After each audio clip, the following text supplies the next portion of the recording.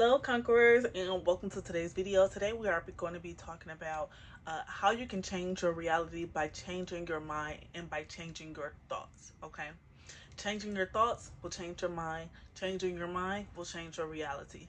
So I am Christadia. I am your virtual life coach on the More Than a Conqueror series. If this is your first episode, make sure that you go back into the very first episode. This is episode 2 of 40 that we're going to be doing on the More Than a Conqueror series.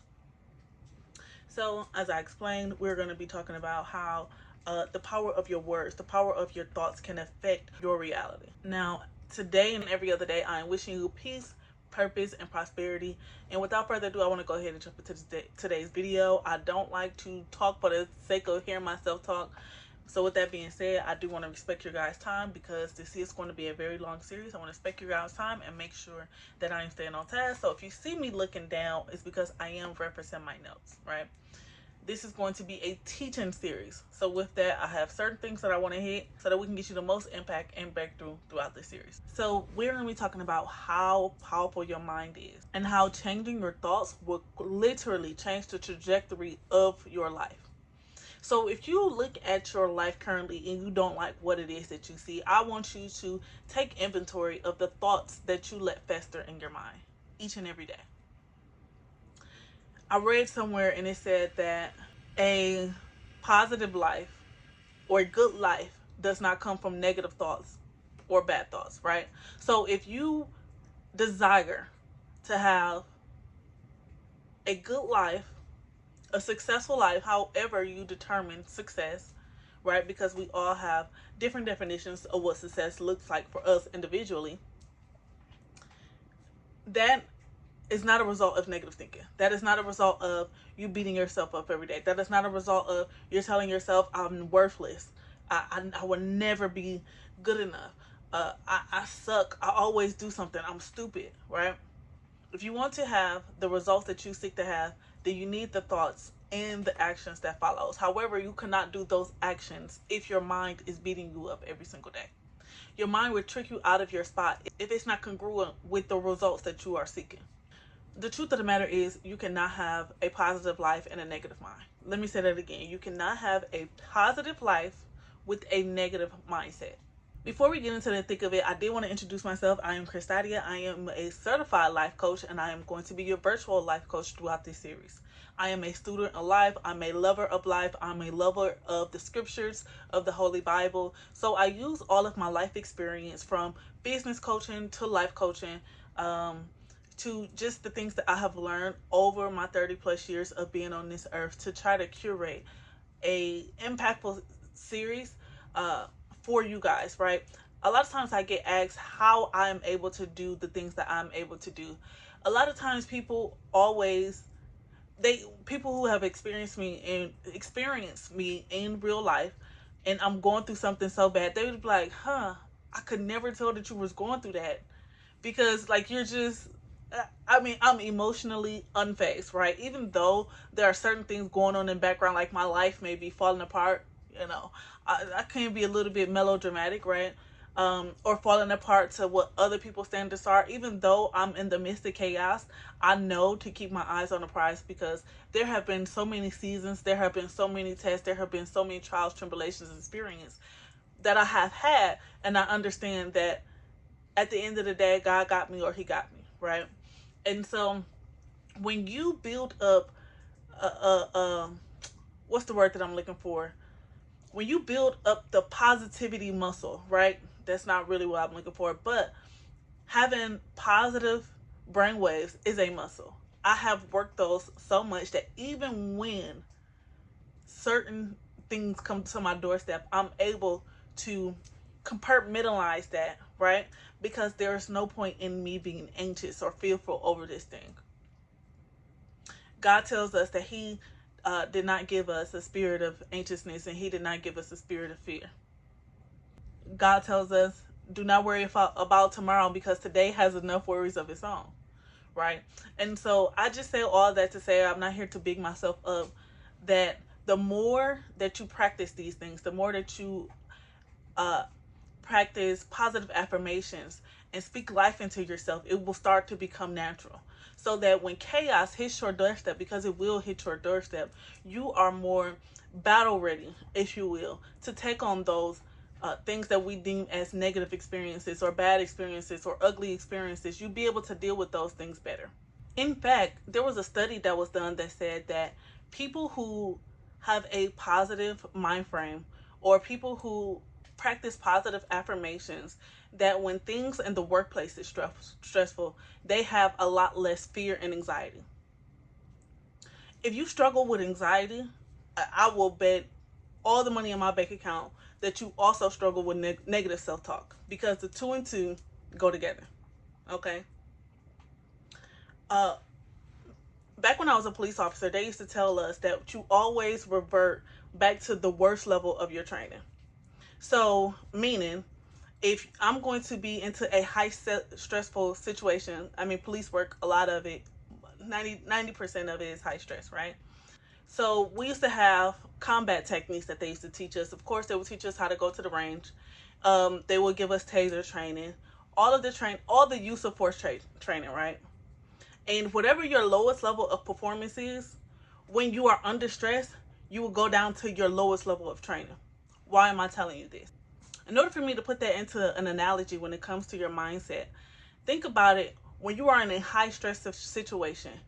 Maybe your boss is yelling at you, even though that isn't appropriate. I have heard experiences where bosses are literally yelling at them. Maybe a death hits your doorstep. Maybe all your money gets taken from your bank account. You can't pay your bills. Whatever tragedy, you get into a car accident.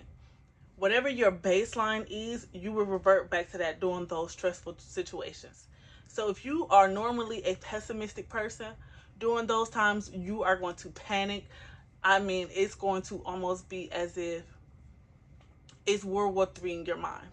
I hope that you picking up what I'm putting down in that analogy. They say that your mind is 99% of who you are. What do you mean by that? Well, your mind is a storage database, right? It has memories. It remembers your emotions. It remembers stressful situations. It remembers that bad breakup. It remembers that heartache. It remembers that death in the family. It remembers those positive experiences that you had. It remembers that time that you laughed, right? It's so much data that is stored inside of your brain. And with that being said, if you have not learned how to differentiate your experiences from your reality, you may see your life through the lens of all of the things that you have been through. Whatever you focus on, whatever you put your focus on, that is what you're going to get out in this world. So if I seek positive things, I need to have a mindset that matches it. Your mind is 99% of who you are. Okay? Your mind stores memories, love, laughter, trauma, pain, deaths, births. It encompasses so much of who you are, and it is a storage facility. I want you to think of your mind like clay. And I want you to understand that whatever it is that you're putting into your mind, you are molding it. Okay? So if you're consuming a lot of personal development books, personal development podcasts, surrounding yourself around people who are doing better than you are in a community. Maybe that community can be a church community. Maybe you are always giving back and you're volunteering. When you put yourself in that space mentally and geographically, meaning that you are going to places where you are to encounter people who have the same ideologies or brain waves or desire to give as you, then you will find yourself in a more positive mood, right?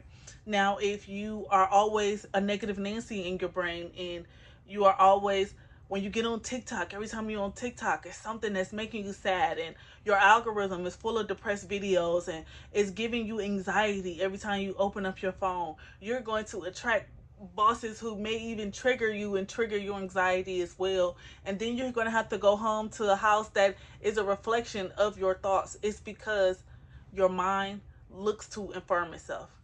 If you are constantly feeding it negative things, it will go out and seek more negative things, to the point where even your phone knows when you are depressed. Your phone knows when you are depressed. That's how the algorithm knows what to send to you when you open up TikTok. When people say that I built this algorithm brick by brick, that means that they know that the things that they have interacted with, right? The algorithm is going to feed them more of that same thing. That's the same thing with your brain as well. Okay? Think of your brain as an algorithm. Whatever it is that you tell yourself, your brain will go out and seek other confirmations uh, while you out experiencing the world to confirm what it is that you already believe. The same thing with the algorithm. If you like certain videos, if you're saving it, if you're sharing them, you're reposting them, that algorithm will go seek out other pieces of information similar to that to keep you in that cycle, to keep you in that cycle. Okay, so your brain will do the same thing. If you're constantly feeding it um, self-development, if you're constantly going after motivational speeches that keep you, you know, uplifted and encouraged, your brain will look to find people who are encouraging. It will look to find spouses who are encouraging. It will look to find events and spaces and community gatherings that is encouraging and uplifting, right? I can tell a lot about you about where you hang out. I can tell a lot about you about where you hang out. Also, what I've learned about myself, the more that I care about myself, I start taking care of myself more. The content is me. Okay? So, the more that you have a positive mindset around your self image, you will find that you will naturally have an aura of a positive self image. You will attract people who also have a positive self image, and you will be repelled by the negative Nancy's. You will be repelled by the negative experiences and the people who talk bad about people every time you get on the phone with them. You can be like, oof, that don't feel good. Actually, maybe me and this person no longer uh, have anything in common the way that we used to. You know what? I think I have outgrown that person. And that's okay. If you are outgrowing people, you are meant to outgrow people. Have you ever been around somebody that you haven't been around in a long time and you realize, wow, you have been in the same space? Have you ever been around a person or you call somebody and every time you call them, it's like doomsday? It's like, wow, is it ever anything positive going on? And if you don't know a person like that, you probably are that person. Are you that person that when every time somebody pick up the phone, you are constantly trauma dumping on them? Do you find yourself in relationships where you are trauma bonding with your mate? If so, then you have a lot of work to do. I want you to take inventory of what your thoughts are, right? Are they constantly positive or are they constantly negative? Take inventory of that. And then every time you have a negative thought, I want you to instantly negate it with something positive. Do not let that thought fester. Do not let it grow seeds and plants and cactuses in your mind, okay? I want you to imagine that every time you have a negative thought that you just allow to sit there, that it's a cactus growing in your brain. Actually, maybe I don't want you to do that, because if you start visualizing that, then because that's a part of it too. I don't want you to visualize that, but I just want you to understand that visually that's how it feels to house a negative thought in your mind. Like it's poking at your brain. Okay. Um so on that note, visualization is very important. When it comes to positive self-talk and positive affirmations, I want you to envision, if you know that your goal is to be a motivational speaker and you want to be on stages and you want to talk to the women, the youth, and you want to pour into them while you are building out your nonprofit, I want you to envision yourself on those stages. I want you to envision yourself. What are you wearing? What do you smell like? How was your hair? How do you stand tall? Is your spine straight up? Are you confident? Right? Are you confident? Are you speaking boldly? Are you speaking your truth? Are you speaking with conviction? How is the crowd responding? Are they clocking it? Okay? Are they clapping?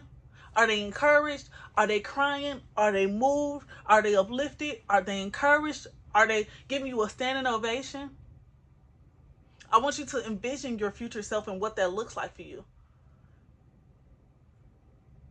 I want y'all to start doing these exercises every single day. when you wake up in the morning to start off your day with a good day. Do you know that there was a study that was done on black kids in the school districts? These black kids were not doing that well in school. The teacher or the school end up implementing, I can't remember if it was a teacher thing or the school implemented it. They will have them do positive affirmations before they start doing testing. Do you know that those kids bridged the gap between where they were to the higher the schools that were doing really good, right? They bridged the gap by 40% just by doing positive affirmations before taking a test. Imagine that. 40% jump is very big. So if they are a D student, they're now a B student. If they are an E student, then they now a B minus C plus student. That 40% bridging the gap by 40%, that is a lot. So this is not just some ooey wooey. This is real stuff. Neurobiologists study this stuff. It tells you, if you've ever spoken, or if you've ever heard neurobiologists speak, they will tell you that the neuroplasticity, it holds information. The neuroplasticity in your brain, it holds information. Okay? And depending on what you feed in it, it will either feed into your serotonin or feed into your cortisol. And we all know that the serotonin is the good feeling, the cortisol is the stress. So when you give yourself negative things, you are stressing yourself out. When you allow negative thoughts to fester in your brain, you are feeding into your stress. And that's why when you have all these compounding negative thoughts in your head, you feel fear, you feel anxious, you fear anxiety, because you are feeding the cortisol. I wrote down in my notes, if you can change your thoughts, you can change your mind. You can literally reshape how you think in your mind. Hold on, let me do this in order. If you can change your thoughts, you will create new neural pathways. And those new neural pathways will change your mind. You change your mind, you will change your reality. You will start changing the results that you are getting out of life. Okay? You will start changing the environments that you go in naturally. One day you're going to wake up and you're going to be like, hold on, that's not good enough for me. This situation don't sit good with me. This is not a depiction of my future self. This is not who I see myself being around right now. As a matter of fact, I'm going to stop eating this stuff. This don't fit my future body. You know what? I don't even like the way that tastes anymore. Right? Unshameless plug. If you have not watched the first episode, make sure that you do go and watch that. And I did talk about a little bit more about how your brain go in to reaffirm the things that you believe about yourself. There's a Bible verse, Proverbs 23:7. It says, as a man thinketh, so is he. We're going to talk about this verse, and then I'm going to let you guys go for the day. As a man thinketh, so is he. What Solomon was talking about on this verse is that a person's inner thoughts will determine his character, his outward behaviors. You can't be a good person. You can't be a bad person with good thoughts. The two continents don't meet. You cannot be a malicious person and tell me that you always have positive thoughts. It just doesn't make sense, right? Just like Jesus said, a bad tree can't bear good fruit, and a good tree can't bear bad fruit. Think about the fruit that you have been putting out. Has it been negative or positive? Think about areas that you can improve. We all have areas that we can improve. Even I have areas that I can improve. This week alone, I have had a limiting belief lifted.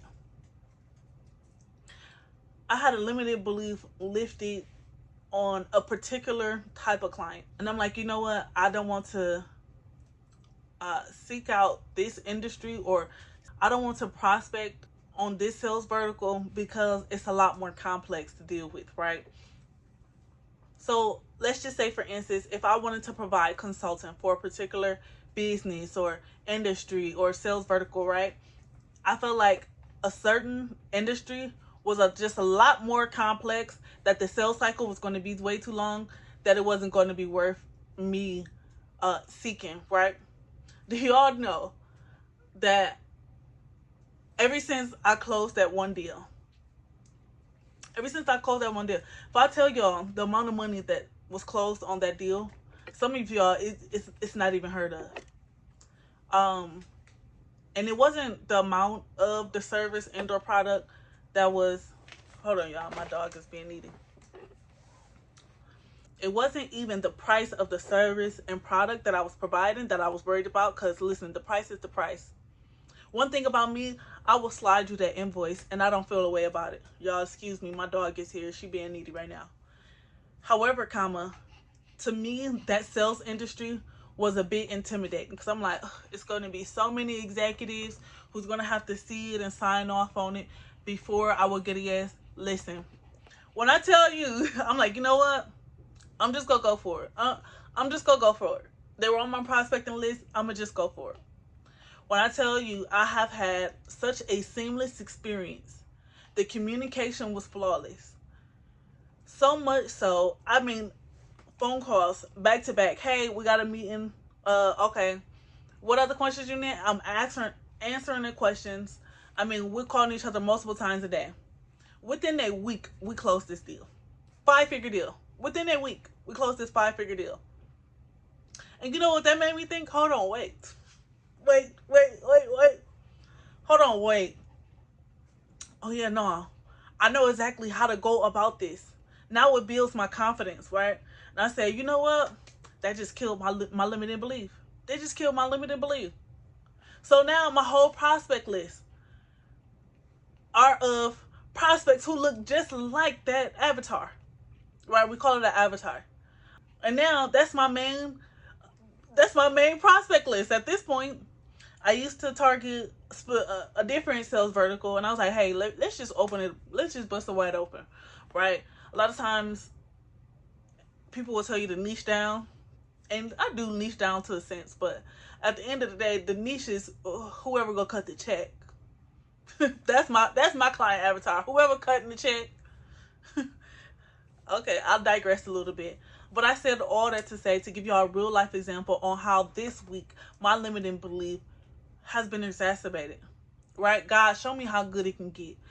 I pray that so much. I would be driving into work. I don't really listen to music when I'm driving.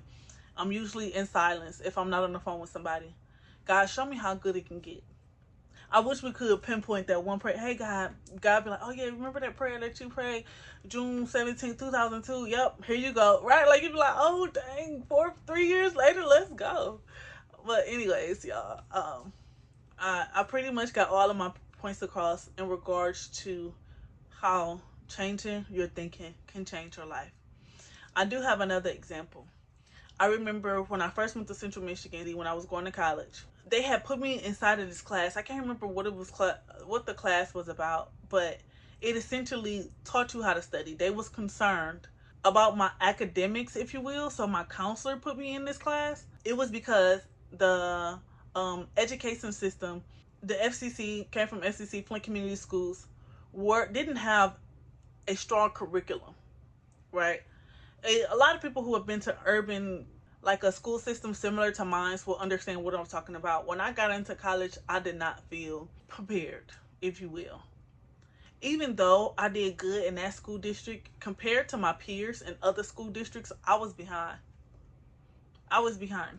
Anyways, throughout this class, it just kind of it taught me how to study. I had a class teaching me how to study as a freshman. And I thank God for that class. I didn't even know that I needed that class, but my counselor put me into that class, which was pretty cool. Y'all know how before you go to college, um, you'll go meet, you'll have like this whole week, you go with your parents. So that counselor put me into that class, and I'm glad that they did. Nonetheless, I say all this to say, during that class, I learned how to study, like test taking skills, reading skills, goal setting. Okay, that was my very first time I had ever made a vision board. My vision board was I wanted to be in the honors program. I was around people all throughout high school. We used to brag on who was on the honor roll. Those being around those group of young ladies in high school helped me strive for better because I was in community with people who cared about their grades. And I was not the smartest in my group. And I didn't even realize, like, even now, as I'm speaking this through with y'all, I didn't even realize, like, wow, I was already in a community that had me striving for better just because my friend group is doing good. I don't want to be left out the conversations when it's time to look at your report card and I got D's and E's, C's, D's and E's. No. And so, nonetheless, even though I did pretty good throughout high school, when I got to college, I was underprepared. My freshman year, due to me having that class, teaching me how to study and right, teaching me academia, I made my very first vision board. My vision board was to get a 4.0. I wanted to be in the honors program. I looked at what was required for you to be in the honors program. My grades did not qualify for me to be in the honors program. Like my high school grades did not qualify. In order for me to be in the honors program, I had to get a 4.0 my first 2 semesters um, as a freshman. I did not get a 4.0 my first 2 semesters. I got a 3 point, like overall, I think I was like a 3.9 something, right? One of my grades slipped. However, I wrote a letter also with that in order for me to get accepted into the honors program as a sophomore at Central Michigan. I still have that letter to this day. I still have that letter. They accepted me into the honors program. My sophomore year of college, I remember being so, when they accepted me, they sent me the letter. I was so ecstatic to be in the honors program at Central Michigan. Nonetheless, I just gave y'all all that story to tell y'all the power of being in a community of people who are doing better than you, the power of setting goals, visualizing it, having the vision board, writing it down. Let's dissect this for a moment, okay? Because this is a great point about goal setting. If you have a goal, I need you to go and do the research. This is your homework for this video. Always like to give homework just so we are putting in the work as we are watching the video. I don't want you to just watch the video and then go doom scroll and watch something else. No, I want you to do the homework. Today's homework is what your goal is. I want you to write it down at the top of the paper. I want you to go research and figure out what the qualifications is for whatever it is that you want to do. Okay? I don't care if it's going to nursing school. I don't care if it's to join the honors program. I don't care if it's for you to get investment in your career. I don't care if it's for you to be in a new, beautiful, wholesome relationship. I don't care if your goal is to grow stronger with Jesus Christ. Whatever your goal is, write down the qualifications. What do you need to do that? Then under that, what steps do I need to take? Where am I currently? And what steps do I need to take to get there? Put it out step by step by step. Okay? Give yourself a realistic goal. How long, realistically, will this take? I know me, sometimes I am very unrealistic. I am super ambitious. Sometimes I want to go run a marathon the very first day I start running. And I have to realize, hold on, we got to work up to that. Okay? Figure out what you have to do to work up to that. Now, based on those goals and objectives, what does your everyday look like? Actually, visualize. What is it like right now? What does that look like? As I'm on stage receiving my degree from my 4-year college degree, how do I feel right now? Do I feel proud? And my family there cheering me on? Am I shaking my professor's hand? And do I have, am I valedictorian? Do I have the ropes around my cap and gown? What colors am I wearing, right? Taking that whole experience. I want you to experience the end goal, okay? Now I want you to go back. What does my day by day look like for me to achieve that goal? What do I have to do week by week, month by month to be there in year 1, year 2, and year 3? Okay? If you have a monetary goal, you want to save a certain amount of money, you want to make a certain amount of money, write that down. I want to be out of debt. If you are in debt, I need you to have affirmations. I am debt free. Money comes to me freely. I know how to manage my finances. I am a good steward over the money that God gifts me with. I tithe 10% because all of it is His. So I can give back 10% and live off the 90. Right? Have affirmations for those things. Speak to yourself positively. Whenever you have a negative thought enter, negate it instantly. I'm fearfully and wonderfully made. That is all that I have for this video. Y'all, if you change your thoughts, you will change the neuroplasticity in your brain. You change your neuroplasticity in your brain. You will change your mind. If you change your mind, you will change your reality. When you change your reality, you will change the people around you. You will change the things that you allow into your eye gate, into your mouth, into your ears. You will watch what you're watching on TV when you're scrolling on TikTok. You will discern the lyrics that are coming out of the music. Do I really need to be feeding myself this? You will watch your tongue. Do I need to be saying these things? Do I need to be putting these things in my mouth? So we need to watch what we are feeding ourselves. Edibly, when we're eating, on our phones, when we are scrolling, when we are car driving, what music are you feeding your ears? Okay. And so all of those things will impact your mood. Recently, like last month, I was doing Conqueror. And when I tell y'all, I had so much energy to get through the day. Right now, I have been putting in so much excess sugar from fruit snacks and what have you. And I feel sluggish. That affects my body. And it affects myself because I know what it feels like to eat better. So every time I put in my mouth something that I know I shouldn't be eating, I'm like, girl, you know better. You know better. We have to do better.